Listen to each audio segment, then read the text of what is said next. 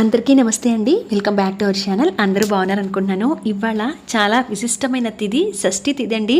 స్కంద షష్ఠి అని అంటారు. మరి ఈ రోజున స్వామివారికి పూజని ఎలా చేసుకోవాలనేది షేర్ చేస్తున్నాను. ఎక్కడ స్కిప్ చేయకుండా వినండి. చాలా మంచి పూజ అండి. నమ్మి వివాహం కోసం చూస్తున్నవారు, సంతాన సమస్యలతో బాధపడుతున్నవారు, పిల్లలకి ఏదైనా అనారోగ్య సమస్యలతో బాధపడుతున్నవారు అవ్వచ్చు, ఉద్యోగాల ప్రయత్నాల్లో ఉన్నవారు అవ్వచ్చు, ఎటువంటి ధర్మబద్ధమైన కోరికైనా స్వామివారికి విన్నవించుకొని పూజ చేసుకోవడం వల్ల చాలా మంచి ఫలితాలైతే కలుగుతాయి. ఈ ఫాల్గుణ మాసంలో 2025వ సంవత్సరంలో మనకి షష్ఠి తిథి ఎప్పటి నుంచి ప్రారంభమై ఎప్పటితో ముగుస్తుంది, ఏ సమయంలో పూజన చేసుకోవాలి, ఏ విధంగా చేసుకోవాలని ఈ వీడియోలో షేర్ చేస్తాను. ఎక్కడ కూడా స్కిప్ చేయకుండా వినండి. మనకి ప్రతి నెల కూడా షష్ఠి తిథి అనేది ఉంటుంది కదా.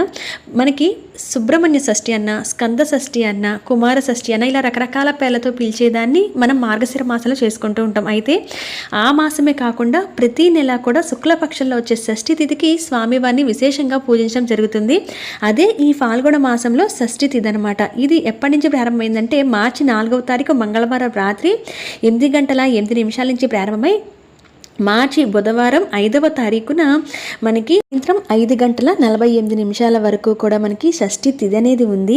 అయితే ఉదయం వేళలో అంటే సూర్యోదయానికి సమయానికి మనకి ఆ తిథి ఎప్పుడైతే ఉందో ఆ రోజున ఆ పూజను చేసుకుంటూ వస్తాం కనుక షష్ఠి తిథి మార్చి 5వ తారీఖు బుధవారం ఉదయానికి సూర్యోదయానికి సమయానికి తిథి ఉంది కాబట్టి మార్చి 5వ తారీఖు 2025వ సంవత్సరంలో స్కంద షష్ఠి అండి. అయితే ఇది మార్గశిర మాసంలోనే కాకుండా ప్రతి నెల వచ్చే షష్ఠి తిథికి స్వామివారికి పూజ చేసుకోవచ్చు. సుబ్రహ్మణ్య స్వామి ఆరాధన అనేది ఇటు నాగేంద్ర స్వామి రూపంలో కానీ లేదా కుమారస్వామి అన్న, స్కందుడు అన్న, షణ్ముఖుడు అన్న, సుబ్రహ్మణ్యేశ్వర స్వామి అన్న అన్ని రూపాలు ఆయనవేనండి, ఆయన నామాలే. వాటిల్లో ఎలా అయినా స్వామివారిని ఆరాధించవచ్చు. ఇక్కడ ఇంట్లో నేను పూజ చేసుకునే విధానమే కాకుండా పుట్ట దగ్గరికి వెళ్తే ఎలా చేసుకోవాలని కూడా నేను ఈ వీడియోలో షేర్ చేస్తాను. ఇంట్లో మీ దగ్గర చిత్రపటం ఉంటే కనుక చిత్రపటం పెట్టుకోండి. ఇటువంటి విగ్రహాలు ఉన్నా కూడా పెట్టుకోవచ్చు. వల్లి దేవసేన సమేతంగా ఉన్న స్వామివారు కానీ లేదా ఈ విధంగా కుమారస్వామి రూపంలో కానీ స్వామివారి చిత్రపటం ఉంటే ఏర్పాటు చేసుకోండి. ఉంటే కనుక మీరు తప్పనిసరిగా ఇక్కడ అభిషేకం చేశాను కదా ఆవు పాలతో, అలా ఇంట్లోనే ఆవు పాలతో అభిషేకం చేసుకోవచ్చు. ఒకవేళ మీ దగ్గర చిత్రపటం లేదనుకోండి, ఇక్కడ స్క్రీన్ మీద వేశాను కదా జంట నాగుల్లాగా, అలాగా బియ్య పిండితో అయినా చేసుకొని ఒక ప్లేట్లో అయినా పెట్టుకొని మీరు ఆ జంట నాగులకి కూడా ఈ ఇంట్లో ఈ రోజున స్కంద షష్ఠి రోజు పూజ అనేది చేసుకోవచ్చు అనమాట. ఇక్కడైతే నా దగ్గర విగ్రహము చిత్రపటం ఉంది కనుక నేను ఈ విధంగా పూజా పీఠాన్ని ఏర్పాటు చేసుకొని ముందుగా గణపతి దీపారాధన చేసి గణపతి పూజ చేసుకున్న తర్వాత మనము సుబ్రహ్మణ్యేశ్వర స్వామికి పూజ చేసుకోవాలి. ఇలా ఆవు పాలతో స్వామికి అభిషేకం చేసిన తర్వాత మీరు ఒక పిండి ప్రమిద రూపంలో స్వామివారిని పూజించుకోవచ్చండి. చిత్రపటం లేదు, జంట నాగులు కూడా పెట్టుకోలేకపోయాము అనుకుంటే కనుక మీరు 6 ఒత్తుల్ని ఒక ఒత్తిగా చేసి ఒక పిండి ప్రమిదం చేసుకొని ఆ పిండి ప్రమిదలో కూడా స్వామివారి రూపంగా భావించి పూజన చేసుకోవచ్చు. అయితే బియ్య పిండితో చేసుకునే జంట నాగులు పెట్టుకుంటే చాలా మంచిదండి. ఇంట్లో ఒక ప్లేట్లో కానీ ఒక తమలపాకు మీద కానీ కొంచెం బియ్య పిండిని కలుపుకొని ఆవు పాలతో కలుపుకొని దాన్ని జంట నాగులాగా నేను స్క్రీన్ మీద వేశాను కదా అలా జంట నాగుల్లాగా చేసుకొని ఒక చోట స్వామివారిని పెట్టుకొని ఈ పూజని చేసుకోవాల్సి ఉంటుంది. దీపారాధన నార్మల్గా పెట్టుకునే మనం నిత్య దీపారాధన చేసేసి వినాయకునికి పూజ చేసుకుంటాం కదా, ఆ తర్వాత ఇలా 6 ఎర్రటి ఒత్తులు తీసుకోండి. ఎర్రటి ఒత్తుల్ని తీసుకొని ఒక పెద్ద మట్టి ప్రమిద తీసుకుంటే కనుక చుట్టూ కూడా 6 ఒత్తులు వేయవచ్చు. లేదంటే 6 ఒత్తుల్ని కలిపి ఒక ఒత్తిగా చేసి స్వామివారికి ప్రత్యేక దీపాన్ని వెలిగించి ఆ దీపాన్ని వెలిగిస్తున్నప్పుడు మీ ఇంట్లో మీ గోత్రము అలాగే మీ కుటుంబ సభ్యుల పేర్లు చెప్పుకొని, ముఖ్యంగా ఎవరైతే కుజదోషం వల్ల బాధపడుతూ వివాహం కాకుండా ఇబ్బంది పడుతున్న వారైతే మీ ఒక్క పేరే చెప్పుకోండి. అంటే అది ఒకవేళ పేరెంట్స్ చేస్తున్నారనుకోండి ఆ పిల్లల పేర్లు చెప్పండి. మీరే పూజ చేస్తున్న వరకే ఆ సమస్య ఉంటే కనుక మీ గోత్రము మీ పేరే చెప్పుకోండి. సంతానం కావాలనుకునే వాళ్ళైతే భర్త భార్య ఇద్దరు చేసుకోవచ్చు, లేదా ఏ ఒక్కరు కూర్చొని చేసుకోవచ్చు. లేదా ఆల్రెడీ సంతానం ఉండి వాళ్ళు ఏదైనా అనారోగ్య సమస్యలతో కానీ చర్మ రోగానికి సంబంధించిన సమస్యలు కానీ బాధపడుతుంటే వాళ్ళ పిల్లల పేర్లు చెప్పి తల్లిదండ్రులు కూడా పూజన చేసుకోవచ్చు. అమ్మాయిలు అబ్బాయిలు ఎవరైనా చేసుకోవచ్చండి పూజ. భార్య లేదా భర్త అంటే తల్లి తండ్రి ఏ ఒక్కరైనా కూర్చొని చేసుకోవచ్చు. ఇలా స్వామివారికి ఆ సంకల్పం అంటే ఉద్యోగం కోసం చేస్తున్నారా, వివాహం కాకుండా లేట్ అవుతుంటే వివాహం కోసం చేస్తున్నారా, లేదంటే మీరు సంతాన సమస్యలతో బాధపడుతూ ఆ సంతాన యోగం కావాలని పూజ చేస్తున్నారా, ఏదైతే మీ సంకల్పం ఉంటుందో లేదా ఉద్యోగం కోసం చేస్తున్నారా, ఏ సంకల్పం అయితే ఉంటుందో అది స్వామివారికి విన్నవించుకొని ఆ దీపాన్ని వెలిగించి ఈ రోజున స్వామివారికి పూజ చేసుకోండి. పూజలో కూడా ఆయనకి ఇష్టమైన ఎర్రటి పూలని పూజలో వాడండి. ఎర్రటి అక్షింతలతో స్వామివారికి పూజన చేసుకోండి. అందుకనే ఆయనకు వెలిగించే ప్రత్యేక దీపం కూడా ఎర్రటి ఒత్తులతో చేస్తే చాలా మంచిది. మీకు రెడీమేడ్గా ఎర్రటి ఒత్తులు దొరకకపోతే కనుక మనము మామూలు ఒత్తుల్ని కొంచెం ఇంట్లో ఉన్న కుంకుమని కొంచెం ఆవు నెయ్యి కానీ నువ్వులను కానీ కుంకాన్ని కలిపేసి ఆ కుంకంలో ఈ మామూలు ఒత్తులు కూడా మనం డిప్ చేస్తే ఎర్రటి ఒత్తులు తయారవుతాయి. అలా అయినా మనం ఎర్రటి ఒత్తులతో ఆయనకి దీపారాధన చేయొచ్చు. స్వామివారికి ఎరుపు రంగు అంటే చాలా ప్రీతి అని చెప్తారు. కాబట్టి ఈ మార్చి 5వ తారీఖు వచ్చిన ఈ ఫాల్గుణ షష్ఠికి ఈ విధంగా సుబ్రహ్మణ్య స్వామికి పూజన చేసుకోవాలి. జంట నాగులైతే మీరు అభిషేకం చేయడానికి అవదు కాబట్టి ఆయనకి అభిషేకం చేస్తున్నట్టుగా ఆవు పాలని కొంచెం తీసుకొని తమలపాకుతో ఆయన మీద ఇలా చల్లచ్చండి. కొంచెం అలా వేయచ్చు అనమాట, అంతే. ఎందుకంటే పిండి మీద మనం ఎక్కువగా అభిషేకం చేయలేం కనుక మీరు ఈ విధంగా ఇంట్లో పూజ చేసుకొని ఈ రోజున ఆవు పాలు, వడపప్పు, చలిమిడి, నువ్వుల చిమ్మిరి తెలిసిందే కదా. ఎప్పుడు కూడా సుబ్రహ్మణ్యేశ్వర స్వామికి పూజ చేస్తున్నాము అని అంటే నువ్వుల చిమ్మిరితో స్వామివారికి నివేదన చేయాలన్నమాట. ఆయనకి చాలా ఇష్టము. ఇవన్నీ అరటిపళ్ళు, ఇక కొబ్బరికాయ కానీ పళ్ళు ఏవైనా నైవేద్యం పెట్టుకోవచ్చు. తప్పనిసరిగా మాత్రం వడపప్పు, చలిమిడి, అలాగే నువ్వుల చిమ్మిరి ఇవి తప్పనిసరిగా నైవేద్యం అనేది పెడతారు. ఈ విధంగా స్వామివారికి ఇంట్లో అయితే పూజన చేసుకోవాల్సి ఉంటుందండి. ఎర్రటి పూలను అలంకరిస్తూ ఎర్రటి పూలతో ఆయనకి పూజన చేసుకోవాలి. ఈ రోజున సుబ్రహ్మణ్య కరావలంబ స్తోత్రం ఉంటుంది, స్వామివారి అష్టోత్తరం ఉంటుంది, అలాగే నాగేంద్ర స్వామి అష్టోత్తరం కూడా ఉంటుంది. అవి చదువుకుంటూ స్వామివారికి పూజన చేసుకోవాలి. ఇంట్లో ఎవరైతే వివాహం లేటుగా అవుతూ బాధపడుతున్నారో కొంతమందికి నాగదోషాలని, సర్పదోషాలని, కాలసర్పదోషం అంటారు.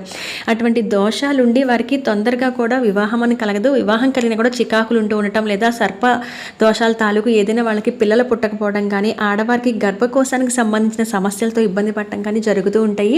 అటువంటివన్నీ కూడా ఆరోగ్యపరమైన సమస్యలన్నీ తొలగిపోయి మనం అనుకునేది మంచిగా జరగడానికి సుబ్రహ్మణ్యేశ్వర స్వామి ఆరాధన అనేది చాలా మంచిది. అందుకనే మార్చి 5వ తారీఖు ఈ 2025వ సంవత్సరంలో మనం స్వామివారిని ఈ విధంగా పూజించుకోవాలి. మీరు చిత్రపటం లేక లేదా స్వామివారి విగ్రహం లేదని బాధపడకుండా అలా జంట నాగుల్ని అయినా సరే పిండితో చేసి పెట్టుకుంటారు కదండి. స్వామివారిని ఈ రోజంతా అలానే ఉంచేసి మీరు 2 పూట్ల కూడా ఉదయం పూజ చేసుకుంటాం కదా, సాయంత్రం కూడా మళ్ళీ మరొకసారి దీపారాధన చేసి పాలు పండు నైవేద్యం పెట్టచ్చు. పెట్టిన తర్వాత మీరు ఎటువంటి ఇబ్బంది లేదు, పీరియడ్ టైం కాదు, ఇంట్లో ఎటువంటి ఇబ్బంది లేదనుకుంటే ఆ రోజంతా అలానే వదిలేసి గురువారం మళ్ళీ మరొకసారి స్వామివారికి దీపారాధన చేసి అష్టోత్తరం ఏదైనా చదువుకొని స్వామివారికి పాలు ఏదైనా నైవేద్యం పెట్టి మరుసటి రోజు తీసేసేయచ్చండి. అలా పిండితో చేసుకున్న నాగుల్ని పెట్టుకొని ఉంటే కనుక మీరు ఆ పిండిని ఆ నాగుల్ని వాటర్లో నిమజ్జనం చేసేసి ఎవ్వరు తొక్కని ఒక చట్టు మొదట్లో ఆ పిండి కలిపిన నీటిని అయితే పోసేయాలి. ఒకవేళ మీరు పటం పెట్టుకొని ఉంటే కనుక మీరు ఆ పటాన్ని తీసి ఎక్కడైనా పెట్టుకోవచ్చు, లేదా నిత్య పూజా మందిరంలో కూడా అలానే ఉంచేసుకోవచ్చు. స్వామివారి నిత్యం ఆరాధన కూడా చాలా మంచిది. చాలా సులువుగా చేసుకునే పూజ, అతి శీఘ్రంగా మంచి ఫలితాలను పొందే, స్వామివారి కరుణా కటాక్షాన్ని పొందే అతి ముఖ్యమైన పూజ అనమాట. అందుకే నేను ఈ సమయంలో అయినా మీరందరూ రేపు ఉదయం చేసుకోవాలన్న ఆరాటంతో నేను ఇప్పుడు మీ అందరి కోసం అయితే నేను షేర్ చేశానండి. ఈ నువ్వుల చిమ్మిరి అవన్నీ ఏవైతే ఉందో, ఎవరైతే ఆల్రెడీ ప్రెగ్నెంట్ లేడీస్ కూడా ఈ పూజను చేస్తారు. అయితే 5th మంత్ లోపల ఉన్న వాళ్ళు చేస్తారు, కొంతమంది 7th మంత్ లోపల వరకు చేస్తుంటారు. మీ పద్ధతిని బట్టి చూస్ చేసుకోండి. అటువంటి వాళ్ళు ఈ నువ్వుల చిమ్మిరిని తినరు కదా, నువ్వులు అనేది సహజంగా ప్రెగ్నెంట్లో ఉన్న వాళ్ళు తినరు. అటువంటిప్పుడు ఎవరికైనా పంచిపెట్టండి, లేదా ఇంట్లో కుటుంబ సభ్యులు మిగతా వాళ్ళైతే ఆ నువ్వుల చిమ్మిరిని తినచ్చు. మీరు వడపప్పు, ఎవరైతే ప్రెగ్నెంట్ లేడీస్ ఉన్నారో, ప్రెగ్నెంట్ కావాలి అనుకుంటున్న వాళ్ళు, ఎదురు చూస్తున్న వాళ్ళైతే కనుక కొంచెం వడపప్పు అనేవి తినేసి ఉండొచ్చు. అయితే జంట నాగులకి తప్పనిసరిగా మీకు వెళ్ళే వెసులుబాటు ఉంటే కనుక దేవాలయాల్లో రావి చెట్టు, వేప చెట్టు కలిసిన చోట కానీ, కొన్ని చోట్ల ఆ చెట్టు దగ్గర లేకపోయినా విడిగా కూడా ఇలా విగ్రహాలు ప్రతిష్ఠించబడి ఉంటాయి. ఆ విగ్రహాల దగ్గరికి వెళ్ళి తప్పనిసరిగా స్వామివారికి అభిషేకం అనేది చేసుకోండి. ఆవు పాలతోనూ, అలాగే విభూది నీళ్లతోనూ, గంధం నీళ్లతోనూ ఇటువంటిలో స్వామివారికి అభిషేకం చేసుకోవచ్చు. ఇలా జంట నాగులు ఉన్న చోట మీరు అభిషేకం చేసి స్వామివారికి మళ్ళీ కడిగి శుభ్రపరిచి ఆయన అలంకరణ చేసి పువ్వు సమర్పించి దీపారాధన చేసుకొని ఇవే ప్రసాదాలు ఏవైతే ఇంట్లో వండుకున్నారో అవి సపరేట్గా దేవాలయానికి వెళ్ళే ఉద్దేశం ఉంటే కనుక అవి కొంచెం పక్కకి తీసి పెట్టుకొని మిగతా ఇంట్లో నైవేద్యం పెట్టండి. ఆ పక్కన పెట్టుకున్నవి తీసుకుని వెళ్ళి స్వామివారికి ఆవు పాలతో ఎలాగో అభిషేకం చేసేస్తారు కాబట్టి ఈ వడపప్పు, నువ్వులుండలు తీసుకెళ్ళి స్వామివారికి పళ్ళు తీసుకెళ్ళి నివేదన పెట్టి అది ప్రసాదంగా తీసుకోండి. పుట్టలో పాలు పోయడాలన్నా, జంట నాగులకి అభిషేకం చేసుకోవాలన్నా ఈ షష్ఠి రోజు స్వామివారికి చాలా ప్రీతికరం అనమాట. ఎటువంటి సమస్య అయినా ఆయన చేతితో తీసేస్తారని అంటారు. అంత మహిమ గలది ఈ షష్ఠిలో స్వామివారిని కుమారస్వామి రూపంలోని, లేదా నాగేంద్ర స్వామి రూపంలో, సుబ్రహ్మణ్య స్వామి రూపంలో ఎలా అయినా ఆయన రూపమే కాబట్టి ఇలా పూజన చేసుకోవాల్సి ఉంటుంది. ప్రత్యేకంగా ఉపవాసాలు అయితే ఏమీ ఉండనవసరం లేదండి. పూజ చేసుకునే వరకు కొంచెం పాలు అటువంటివి ఏదైనా తీసుకోవచ్చు, కానీ పూర్తిగా ఉండగలిగితే ఉండి పూజ అయిన తర్వాత ఏదైనా తినచ్చు. ఒకవేళ మేము అంతసేపు ఉండలేమో అని అనుకుంటే కనుక పూజకి ముందైనా కొంచెం పాలు కాఫీ తీసుకోవచ్చు, కానీ టిఫిన్ లాంటివి తినకుండా దేవాలయానికి వెళ్ళి పూజ చేసుకొని వచ్చినా లేదా ఇంట్లో పూజ చేసుకున్న తర్వాత మీరు సాత్వికమైన ఆహారం తీసుకోవచ్చు. రాత్రికి ఏదైనా ఫలహారం లాంటివి తింటే చాలా మంచిది, భోజనం అనేది ముట్టుకోకుండా. ఈ పూజ చేసుకున్న వాళ్ళు ఎవరైనా సరే, ఆడవారైనా మగవారైనా సాత్వికమైన ఆహారం తినాలి, తలస్నానం చేయాలి, నాన్ వెజ్ లాంటివి తినకూడదు. అయితే కట్ చేసిన కూరలు చాలామంది తినరండి. పొట్లకాయ తినరు, బీరకాయ తినరు, కట్ చేసిన కూరలు తినరు. అంటే వాళ్ళు కత్తితో కట్ చేసిన కూరలు కాకుండా చేతితో ఇలా చిదిమేసుకొని ఏదైనా వంటకం చేసుకొని తినటం కానీ, పాలు పండు ఇటువంటివి తీసుకోవడం చేస్తూ ఉంటారనమాట. చాలా మహిమగల పూజ. ఎవరైనా చేసుకోవాలి అనుకుంటే అతి సులువుగా ఇంట్లో కూడా చేసుకోవచ్చు, లేదా దేవాలయం దగ్గరికి వెళ్ళైనా స్వామివారి దర్శనం చేసుకొని కుదిరినంత వరకు ఈ విధంగా అభిషేకం చేయటం, పుట్టలో పాలు పోయటం, స్వామివారికి మీ శక్తి కొలది సమర్పించడం, లేదా ఏదైనా దేవాలయాల్లో సుబ్రహ్మణ్య స్వామి వారికి అభిషేకాలు జరుగుతుంటే మీ గోత్రనామాలతో అభిషేకం సామానాన్ని ఇచ్చి అక్కడ పూజ చేయించుకోవటం, ఇలా అయినా చేసుకోవచ్చండి.